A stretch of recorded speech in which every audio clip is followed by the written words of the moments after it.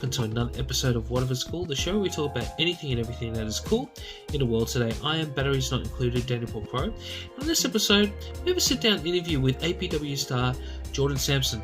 We have a chat about his upbringings from his early starts in MMA as to what he's doing now in wrestling, but also his love for death matches. So sit back, relax, and enjoy the show. Jordan, firstly, thank you so much for taking time out of your busy schedule to be part of our show. Now, how did you get into the business exactly? So before like wrestling came along and everything like that, I did MMA and kickboxing for like 6 years or something like that. I started when I was like 15, 16. Did that for like a fair solid amount of run. I was like, had a lot of K1 fights, ended up winning like a state title in K1 kickboxing, fought for like a national title a couple of times, stuff like that. Just like amateur stuff, but like high level amateur. Had a really good team behind me and stuff like that. And then just kind of fell out of like complete love with fighting, if that makes sense. Yeah. So I still enjoyed doing it, but it was definitely something that like, if your mind's not in it 100%, it's probably not something you should be doing. Totally agree. So like fast forward, ended up getting married. And me and my wife, we went on a honeymoon. She loves wrestling as well.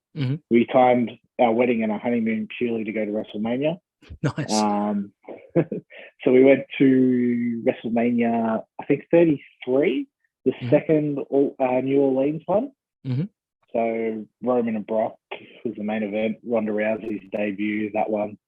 So we like spent 4 weeks or 5 weeks in America and spent a week at WrestleMania.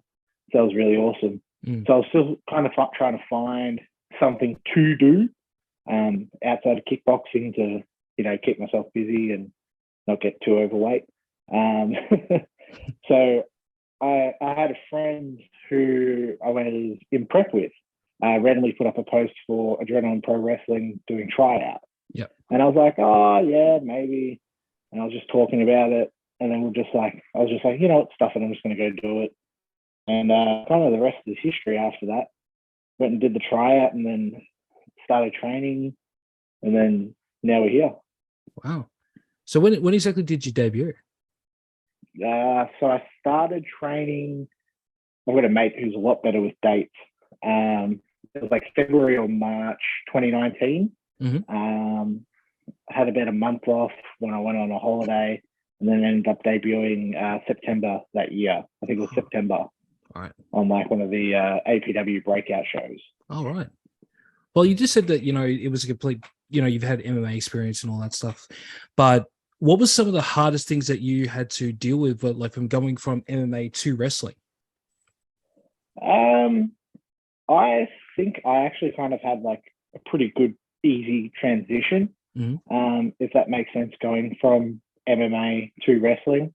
Like I didn't experience a lot of the like the jitters and stuff of coming into contact with people and almost throwing my body around. Like I do a lot more of throwing my body around in wrestling than I ever did with MMA. But I was definitely very used to, you know, being grappled and being thrown around and like the physicality side of things, you know? Yeah. So I definitely think that kind of just helped me adapt and pick up wrestling a lot more than like, say, the normal person would.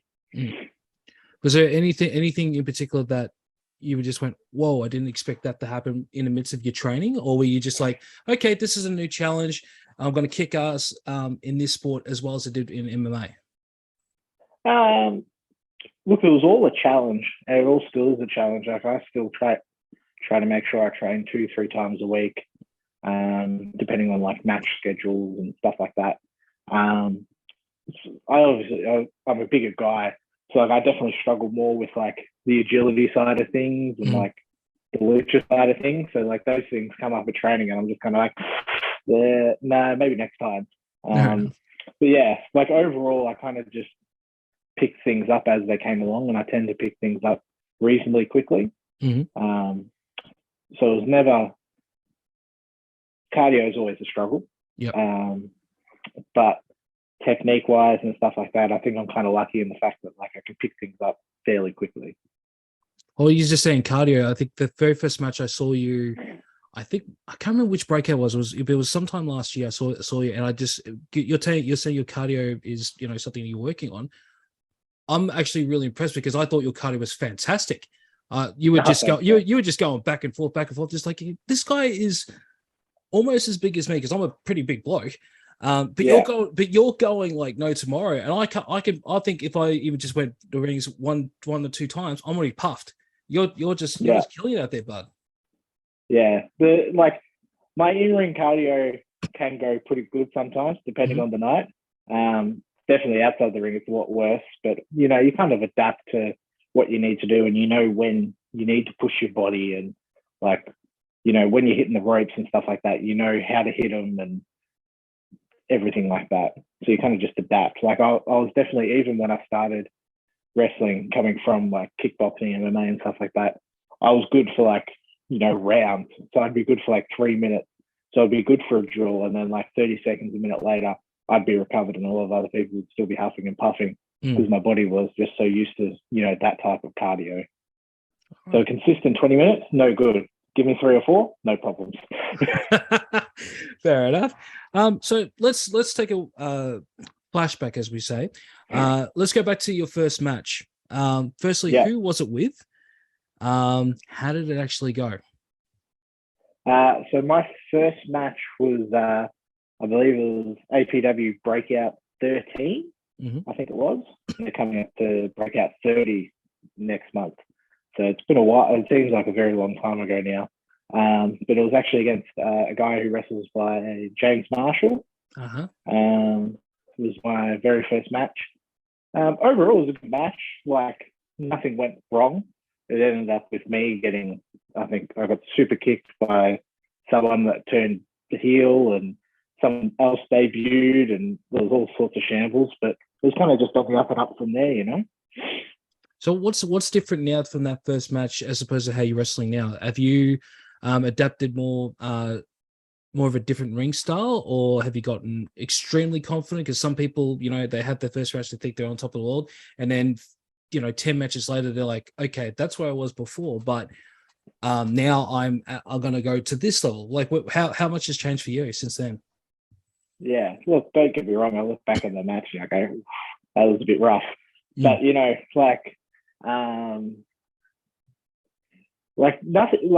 I've tried to keep the style of what I do is the same, which is hard hitting and throwing people around the ring. But it's more I've just kind of evolved into that style, and I find out what works for me, and what moves I tend to make my go-to moves, and stuff like that.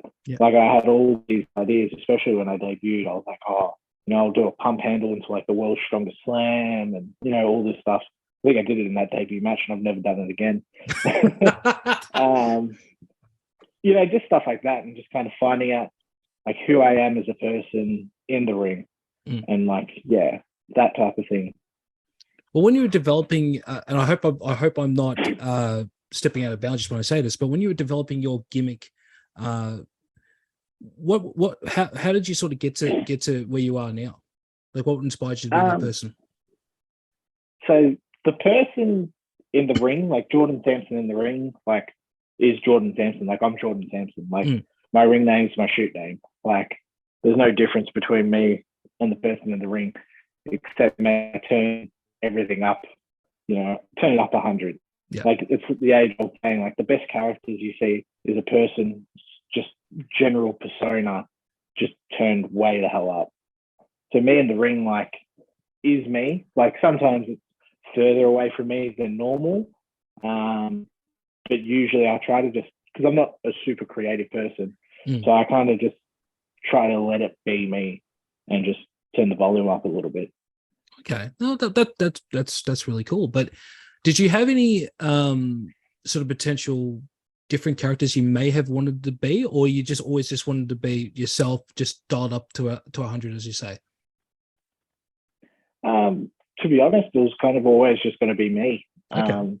Coming from the MMA kickboxing background, my thought process was, well, if anyone ever looks it up and looks my name up, they'll probably find, there's a couple of my kickboxing fights on YouTube, and stuff like that. They might find that stuff and then they go, oh, okay. So there's like a link between like the person in the ring and the person who used to fight.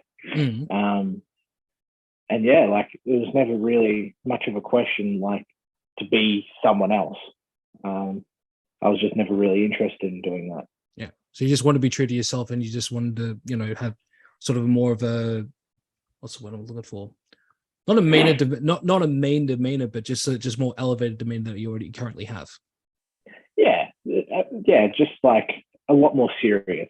Like be a lot more serious than I am generally during the day and throughout the week and stuff like that. Like walk through those curtains and then like I'm there for business, Well, if you watched our vlogcast when we did, I can't remember which breakout it was a breakout that we went to. In the midst of one of your matches, somebody was saying, "How about this? How about that?" And you just turned around and said, "How about you shut the up?" And I just went, "Whoa, this guy's on fire!" Yeah. Like he means business. I'm like, I don't want to, because I was trying to be, a heckler myself, and I went after that line. I went, "Nope, I'm not saying one thing."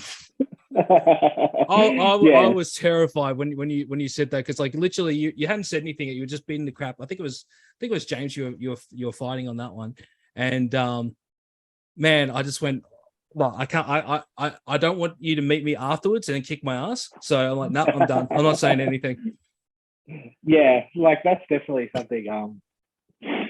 That's probably been the hardest learning curve when it comes to wrestling, is like that interaction side, and not completely zoning in on what I'm doing in the ring, but acknowledging the stuff that's going on around the ring and outside of the ring as well. Yeah. How do you block that? Because I think it was not an APW, but there was another wrestling organization, I'm not going to mention on the air, that I went to.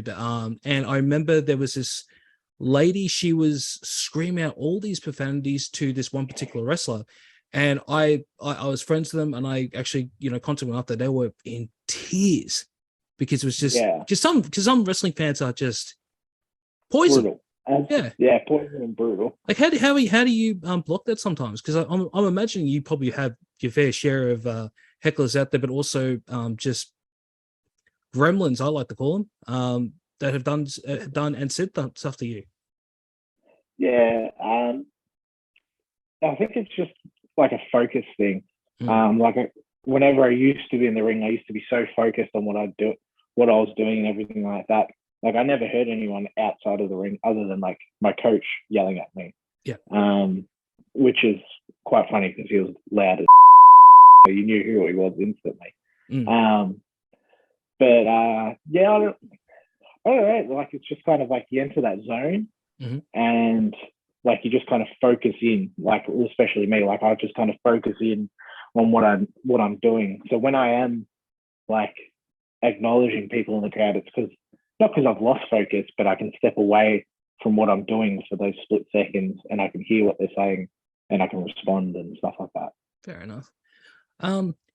What were some of the hardest things that you've had to deal with, and what were some of the times that you just went, you know what, it's not worth doing this anymore. I'm getting so many bad things happen to me. But what kept you motivated during that time as well? So COVID. That's COVID is one of the reasons why we're here now. Because What If It's Cool was born because of COVID. We were bored and we're like, well, everyone's being so friggin' negative. Let's make something positive. So, yeah. So COVID was rough. Like obviously COVID was rough. But like, so COVID came, February, I think. Something February like that. 2020 was that. I just, like for APW, I just won the number one contendership for their Breakout title, like the December show. So we're going to start ramping up, doing that story for the Breakout Championship, everything like that, going in like to wrestle my Chaos and everything like that. And then, just COVID hit and lockdowns. And a lot of my overall happiness was tied into wrestling. But, I got a lot out of wrestling. Like I had a great group of friends through wrestling, almost like another family. Things to do, a couple times a week, and then shows every other weekend, everything like that. So getting like locked down in COVID and stuff like that, I had to like isolate myself from wrestling as a whole. Like I think for especially that first lockdown, I didn't watch any wrestling. Like, I didn't look up, WWE. I wasn't watching like current stuff. I wasn't watching old pay-per-views. I wouldn't, watch any indie stuff other than like what would pop up on my Facebook feed. Yeah. I kind of just eliminated wrestling from my life because if I was watching it, I wanted to do it. So I had to, almost take a step back and just not be in the moment with wrestling, because otherwise it was going to, bring me down a lot more mentally than everything already was. Yeah. So there was probably a couple times where I was like, I've missed a couple of years. Like, is it worth going back? What am I going to do? Like, am I good enough to keep doing this? Because, like, not that I'm old, but I'm also like, I'm 27 now. So I was like 25, 26 going through it. It wasn't like I was starting at 19 and, there's a clear like 10, 20 years ahead of me.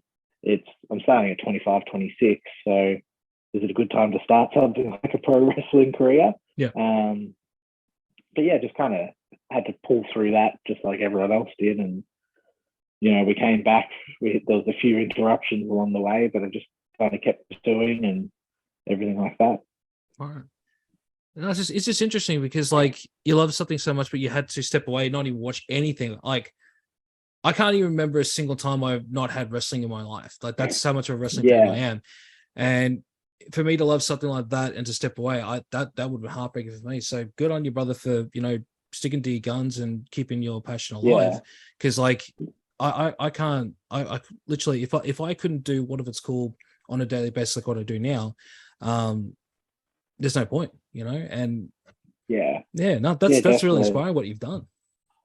Yeah, it was definitely like, it was a hard thing to do, but it's kind of what I had to do to keep myself sane. You know what I mean? Like, otherwise, especially like at one point, everyone was obviously all in the same boat. Yeah. But then, being in Melbourne, we kind of copped it a lot harsher than a lot of other places in Australia and the world. So all these places are starting to open up and everyone gets to start wrestling or even going to the movies or going to shops and stuff like that. And like, it was just, just had to separate myself from it, because otherwise I knew I'd just drive myself crazy. It was rough on all of us. And the fact that when so many wrestlers knew that the borders are going to be shutting up, they actually left the state just to go wrestle somewhere else and stay there. I mean, like, hats off to them, but it's the whole Melbourne wrestling community really suffered. And I'll be flat out honest, I thought majority of the promotions were going to fold because, like, I think APW, I think it was 3 shows that were cancelled in a row, wasn't it? Or something like that? Yeah, that sounds about right. So I know we ran a Breakout late December in our old factory. Yep. And then the management decided to upgrade and get a new factory, which is the venue you obviously have been to. With a nice big stage and a bigger venue and stuff like that. And I don't even think we might have ran a show, maybe, and then lockdown hit. And then obviously we came out of it, and then we ran maybe a show, and then lockdown hit again. And so I think it's just all over the shop. It was heartbreaking to see. Yeah, and not just us, like everyone. Everyone copped it. Like DMDU copped it. Like, I know they rescheduled so many shows. NAW, like MCW, everyone in Melbourne just like, it was like, do we even try running a show, because who knows what's going to happen in a month? Like, we can't just advertise a show on 3 days notice and run it. We need like a period of time to advertise these things. Yeah, no, it's just, well, thank God we're out of that period now, and we get to see APW, we get to see you up on stage. But pardon my French, but that was a rough period for all of us, and I can't imagine for you guys. I think some wrestlers out there rely on that paycheck, and that was a rough 2 years. It really was. Yeah, definitely. Yeah. Let's we were saying this before we started this recording, and I'm sorry for the swearing that's about to come out, because I know there's going to be a lot of it now. But your love of deathmatch wrestling, first and foremost, I have to ask, what the are you doing? Look, it's the same question my wife asks me every time I say, "Hey, I've got this coming up," and she goes, "Oh, not again. Why? Why do you do this?" It just kind of happened, to be honest. Mm-hmm. So a lot of the blame falls to York. For those who don't know, from Perth and now wrestles in Melbourne and is the current APW heavyweight champion. The blame pretty much falls to him for this happening. So start of February this year, he had a street fight scheduled against someone who had an issue and had to pull out. And I get a message, I think it was like the Sunday the week of the show. And it was like, "Hey, do you want to do a street fight on Friday night?" "Yeah, all right, cool, no problems. I'll do the match." Yeah. And then I get this message and it goes, "Hey, it's going to be closer to a death match than a street fight, but we're not going to advertise it as a death match." Right. Yeah, okay, cool, whatever. Yeah, that'll be fine. And then, yeah, it kind of came to that Friday and all hell broke loose and me and York kind of burnt down the building and just killed each other essentially.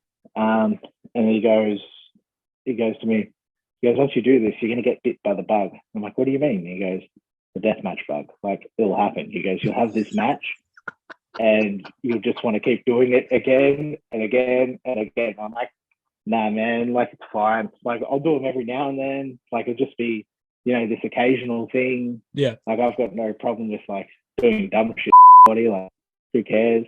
And he was right. And then the bug bit and that was the end of it. And Joel Bateman kind of fed the fires to that as well, being Joel Bateman.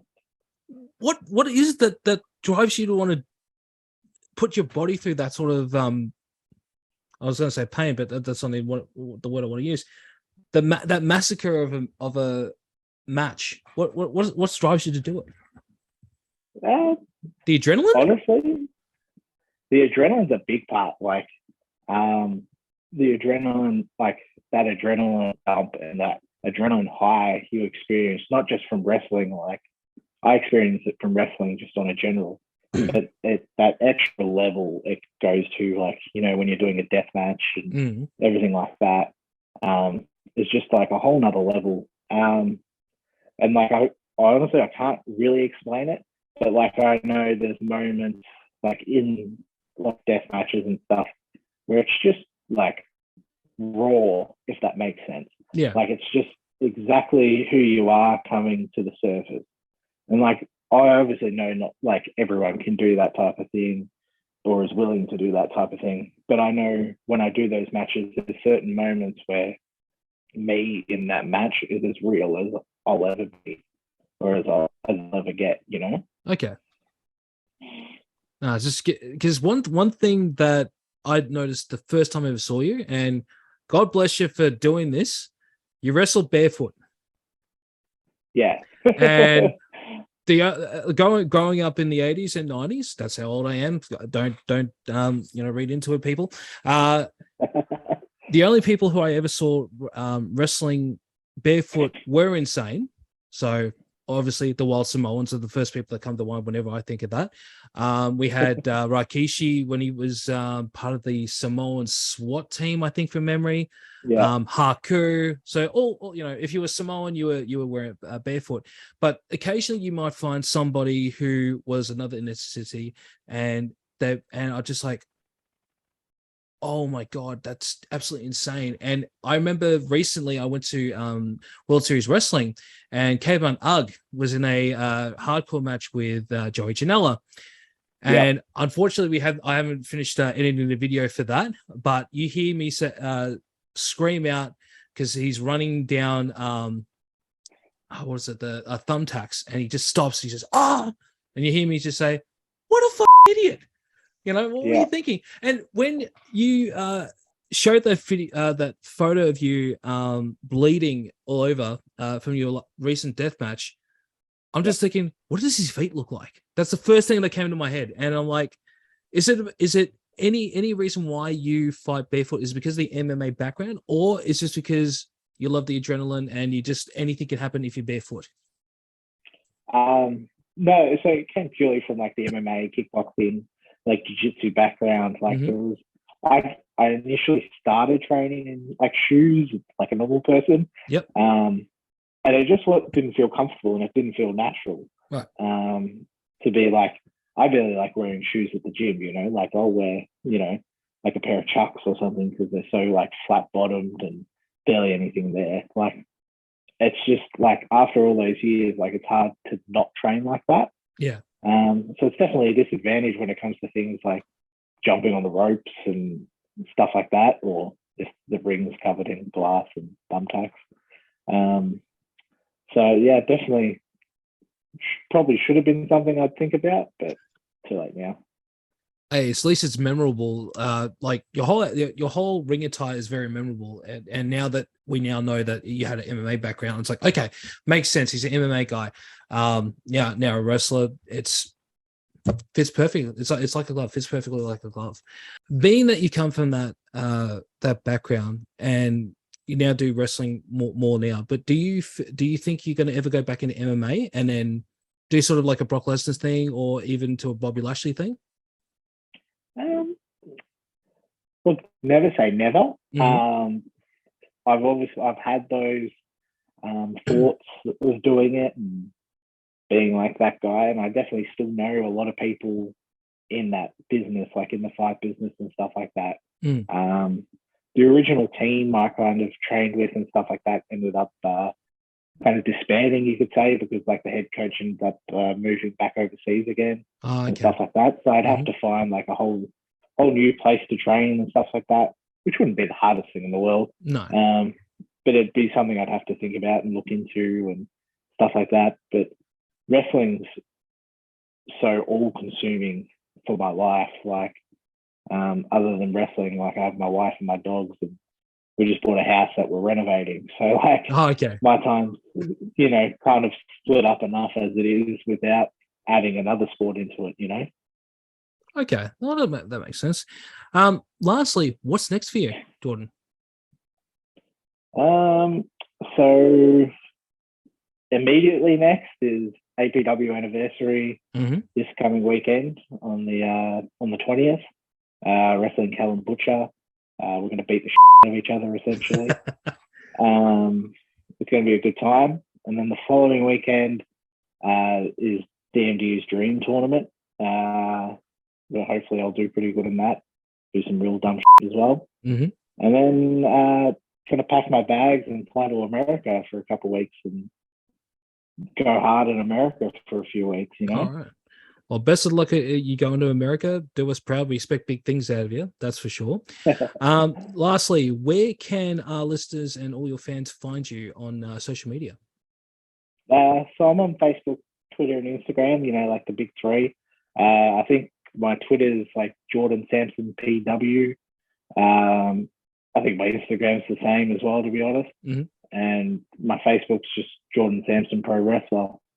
So I'm on there. I'm not on Facebook as much, but I'm more active on Twitter and Instagram. Okay. Well, we'll make sure we put that all in the description. Jordan, thank you so much for being part of our show, and good luck in America. No worries, man. Thank you for having me. You're welcome. And that's the end of that episode. Don't forget to like, share, and subscribe to the show wherever you get your podcasts. And while you're there, why not leave us a review?